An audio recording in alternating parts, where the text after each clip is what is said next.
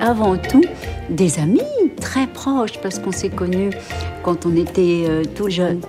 Et il n'avait pas encore commencé les souliers. Comme ça, un peu plus écarté. Un de ses premiers souliers a été une sorte de ravissante ballerine, comme un soulier vénitien, pour mon mariage. Donc c'est la première fois où j'avais un soulier fait sur mesure. Je vous laisse entre de bonnes mains, là. Oui. Il fait découvrir Philippe Catherine. Il m'a créé des chaussures pour tous mes films. Quand j'étais à l'opéra, tous les personnages sur scène, j'ai toujours été chaussée par lui, donc avec cette extraordinaire invention, cette effervescence artistique. Et puis on s'intéresse aux mêmes choses. On a toujours aimé la peinture, l'architecture. On a passé beaucoup de vacances ensemble. On a fait beaucoup de voyages.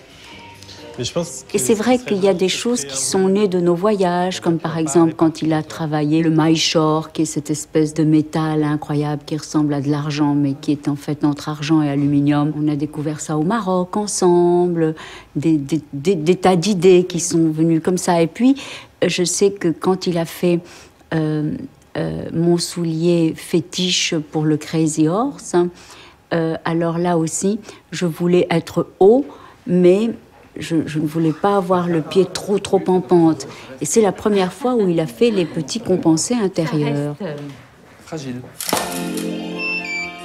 Est-ce que le voile n'est pas en trop? Ou alors on peut peut-être enlever la couronne et laisser la tresse et mettre seulement 3 cheveux. 3 cheveux, non. Et un chignon avec les chaussures, tu peux pas nous faire ça, un joli truc? Oui, ça serait bien. Si ça tenait, on ferait une auréole de chaussures comme ça. Oui. Eh ben. Ça a l'air somptueux. En même temps, vous êtes enceinte. Hein. Oui, une sainte, vous voulez dire enceinte. N'importe quoi.